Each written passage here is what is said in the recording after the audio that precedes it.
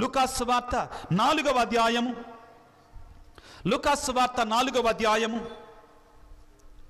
16వ వచనం నుండి చదువుకుందాం ఒకసారి.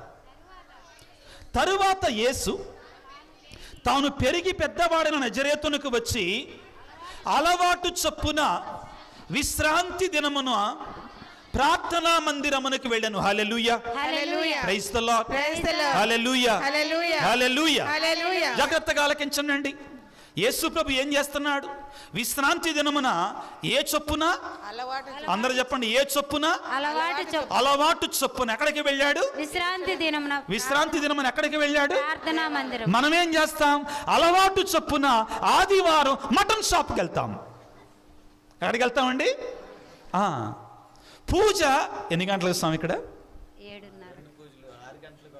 6 గంటలకు ఒకటి, 7:30కు ఒకటి. ఫాదర్ గారు పితాపుత్ర వేస్తాడు. అయినా కానీ ఏం కాదులే, లేత మటను అయిపోద్ది మనం కొద్ది లేట్ అయితే. అందరి గురించి అంటలేదండి. నాకు తెలుసు ఈ దివ్యబాల యేసు పుణ్యక్షేత్రం జ్యోతినగర విశ్వాసులు చాలా విశ్వాసం కలిగిన, మీ విచారణ వాళ్ళు కాదు, వేరే విచారణ వాళ్ళు అండి. మీరు కాదు, మీరు చాలా మంచోళ్ళు. హ్యాపీనా? ఓకేనా? రైట్. కొద్దిగా మొహంలో సంతోషం కనపడింది. ప్రియులారా, మనందరం ఆత్మ పరిశీలన చేసుకోవాలి. మన అలవాటు ఏంటి? ఆదివారం మన అలవాటు ఏంటి? ఆదివారాన్ని మనం ఏ విధంగా గడుపుతున్నాం? లోకానుసారంగా గడుపుతున్నామా? ఆదివారం వస్తే మనం ఏం చేస్తామండి? యేసయ్యంట అలవాటు చొప్పున ఆదివారం అంటే వాళ్ళకి సబ్బాతు దినం ప్రియులారా, మనకి ఆదివారం ప్రియులారా ఏం చేశాడంట? అలవాటు చొప్పున ఎక్కడికి వెళ్ళంట? మళ్ళీ సార్ చదువమ్మా. అలవాటు చొప్పున విశ్రాంతి దినమున ప్రార్థనా మందిరమునకు వెళ్ళాను. కానీ మనం ఏం చేస్తాము విందామండి ఒకసారి. అలవాటు చొప్పున యెషయా గ్రంథము 58వ అధ్యాయము 13వ వచనాన్ని కొద్ది త్వరగా చదవండి. మీ ఫాదర్ గారు నాకు 30 నిమిషాల సమయం మాత్రమే ఇచ్చారు. విశ్రాంతి దినమును పవిత్రము చెయ్యండి. బిడ్డలారా, మీ అందరికీ ఒక మాట వినండి. ఆదివారాన్ని పరిశుద్ధంగా భావించండి. ప్రియమైన క్రైస్తవుడా, ఆదివారం అనేటువంటిది అప్పు పండగ. ఏ పండగ? అప్పు పండగ. నీవు దేవునికి అప్పున్నావు ఆదివారం రోజున. ఏమన్నావు? అప్పు. ఆ అప్పును చెల్లించు. తిరుసభ కట్టడలు ఎన్నండి? 6. మొదటిదేంటి? ఆదివారమందును అప్పు పండుగల యందును శరీర కష్టమైన పనులు చెయ్యక. మీరు ఆగండి. ఏ పూజలో పాల్గొనాలండి? గట్టిగా. నిండు పూజ అంటే ప్రసంగం అయిన తర్వాత, అంతేనా? మరి ఎప్పుడు? పర్లేదు చెప్పండి అండి. పితాపుత్ర వేసినప్పుడు కాదమ్మా. త్రికాల జపం. కరెక్ట్ అండి, వెరీ గుడ్, చాలా మంచిదమ్మా, చాలా చక్కగా చెప్పావు. అంటే సిద్ధపడాలి, సిద్ధపాటు ఉండాలండి. ప్రియులారా, యేసు ప్రభువు విశ్రాంతి దినమున అలవాటు చొప్పున, అలవాటు అంటే ఏంటి? హ్యాబిచువల్గా మనకు ఆటోమేటిక్గా అది జరగాలి మనలో, అది జరగాలి మనలో. ఈరోజు ఆదివారము దేవునికి ఏర్పాటు చేయబడినటువంటిది, దేవుని కొరకే కేటాయించబడినటువంటిది. దేవుడు అన్నారు, ఇదిగో 6 దినాలు నీవి, 7వ రోజు నాది అన్నాడు. ఆదివారం దేవుని దగ్గరికి వెళ్లకుండా, దేవుని ఆరాధనలో పాల్గొనకుండా దేవుని యొక్క ఆశీర్వాదాలు ఎలా వస్తాయి మనకి? ఏ విధంగా మన కుటుంబాలు దీవించబడేది? దివ్యబలి పూజలో పాల్గొనకుండా, దేవుని యొక్క వాక్యాన్ని ఆలకించకుండా, దివ్య సప్రసాదాన్ని స్వీకరించకుండా ఏ విధంగా మన కుటుంబాలు దీవించబడతాయి? ఆత్మ పరిశీలన చేసుకోవాలి. ప్రభు అంటున్నాడు యెషయా ప్రవక్త ద్వారా, మీరు విశ్రాంతి దినము పవిత్రము చేయుడు. ఆ తర్వాత మైక్లో చదవమ్మా. యెషయా గ్రంథం 58వ అధ్యాయం 13వ వచనం. యెషయా గ్రంథం 58వ అధ్యాయం 13వ వచనం. మీరు విశ్రాంతి దినమును పవిత్రము చేయుడు. నా పవిత్ర. ఎందుకు మైకులో చదవమన్నానంటే వాళ్ళు చదివేది వినపడదు. ఫాదర్ గారి సొంతగా ఏదైనా చెప్తున్నారేమో ఆదివారం గురించి అనుకున్నారనుకో, లేనిపోని గొడవ. మైక్లో చదువు. తర్వాత మీ- నా పవిత్ర దినమున మీ వ్యాపారములను మీరు వ్యాపారములను మానివేయండి. దానిని సంతోషకరమైన ఆగమ్మా అప్పుడు వెళ్ళిపోతేట చాలా ఉంది మాట్లాడాల్సి. ఏం మానేయాలి గట్టి చెప్పండి. వ్యాపారములను. నేను ఈ పక్కనే తేలపూర్లో విచారణ గురువుగా పనిచేశా. ఆదివారం నేను ఈ పూజకు ముందు కొన్నిసార్లు ఇంకా వేరే గ్రామంలో పూజ చేసి వచ్చేవాడిని. వస్తూ అక్కడ ఏమన్నా కొట్లు తెరిస్తుంటే, ఈ చిల్లర కొట్లు ఉంటాయిగా, చిల్లర కొట్లు అంటారా, అర్థమయ్యే భాష, డబ్బీ కొట్లు అవి అమ్మా, బడ్డీ కొట్లు పర్లేదు, ఓకే అర్థమైంది కదా భాష. ఈ చిల్లర కొట్లు డబ్బా కొట్లు ఉంటాయి కదా, డబ్బీ కొట్లు ఉంటాయి కదా, సారీ బడ్డీ కొట్లు, ఓకేనా, హ్యాపీరా, రైట్, గుడ్. ఈ బడ్డీ కొట్లు ఉంటాయి కదా, చాలాసార్లు చెప్పాను వాళ్ళకి, మీరు ఆదివారం పూట షాప్ తెరవకండి, సరే అట్లీస్ట్ పూజ అయిపోయేదాకా దయచేసి తెరవకండి అన్నాను. కానీ వాళ్ళు ఎంటల్లా.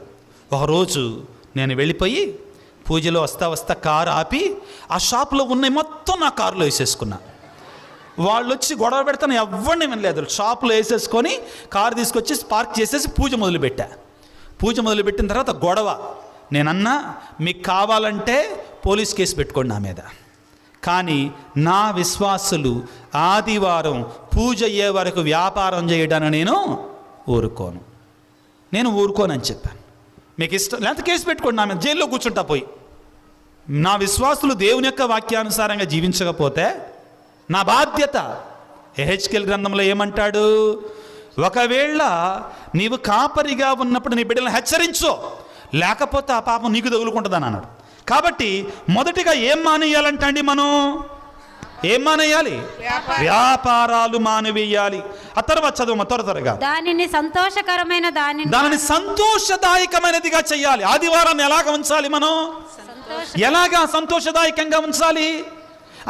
స్వామి సంతోషంగా ఉంచాలా, భలేగుందే ఇది, ఆదివారం సంతోషంగా ఉండాలి అంటే ఆదివారం కోడి పందాలకు వెళ్దాం స్వామి, అదేనా సంతోషంగా ఉంచటం అంటే? అయ్యా లేదయ్యా, సంక్రాంతి పండుగ అయిపోయిందా, అసలే ఈ వైపు చాలా ఫేమస్, దాని గురించి మాట్లాడతలేదండి. ఆదివారం సంతోషంగా ఉంచాలంటండి సినిమాలకు వెళ్దాం. No, that's not the thing. అర్థం చేసుకుందాం. సంతోషంగా ఉండాలి అంటే ఏంటి, బాగా గుమగుమలాడే మసాలా వేస్తే సంతోషంగా ఉంటుంది. ఈ శారీరకమైన సంతోషాన్ని గురించి మాట్లాడతల్లా, ఆత్మ సంతోషాన్ని గురించి మాట్లాడుతున్నాడు, శాశ్వతమైన సంతోషాన్ని గురించి మాట్లాడుతున్నాడు. ఏ సంతోషం? ఆత్మ సంతోషాన్ని గురించి మాట్లాడు. అది దేవుని సన్నిధిలో మాత్రమే దొరికే సంతోషం. Hallelujah, praise the Lord, hallelujah. తర్వాత చదవమ్మా.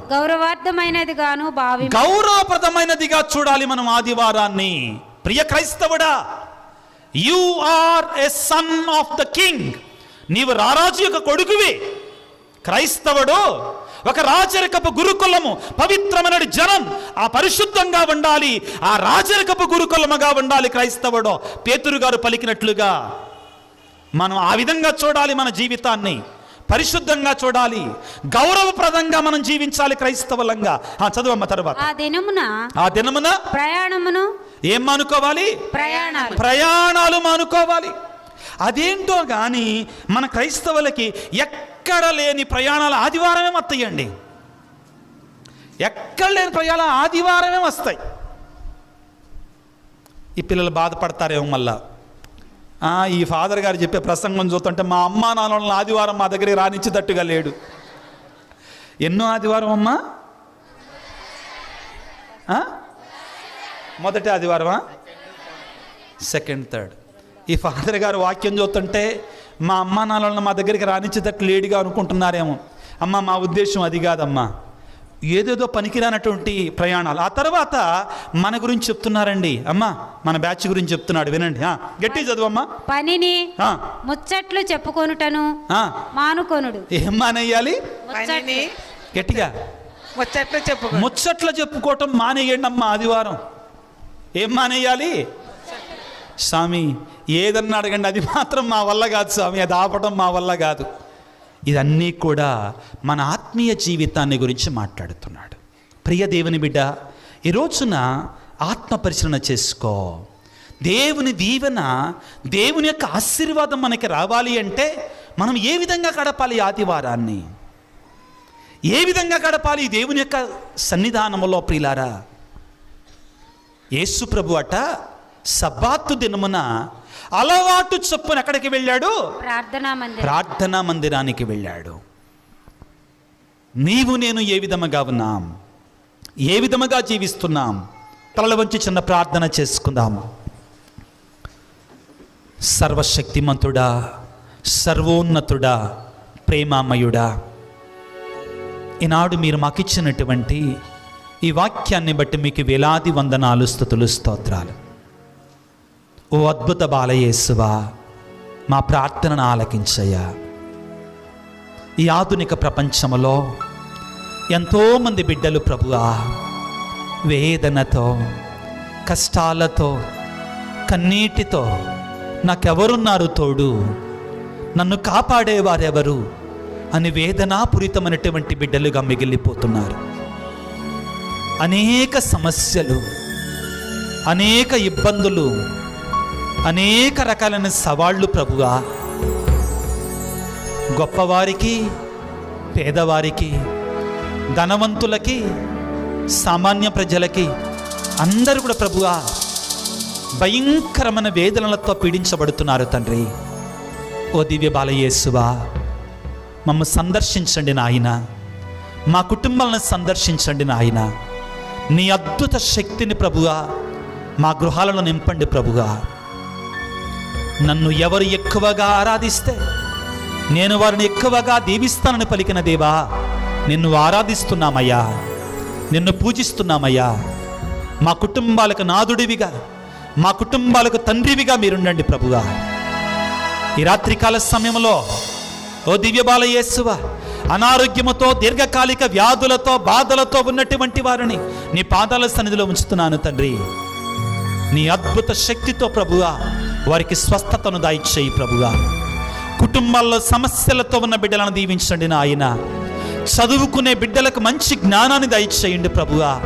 చిన్నారి బిడ్డలకు మంచి ఆరోగ్యాన్ని దయచేయండి. యవ్వన ప్రాయములో ఉన్న బిడ్డలకు మంచి నడవడికను, చక్కని భవిష్యత్తును ఏర్పాటు చేయండి.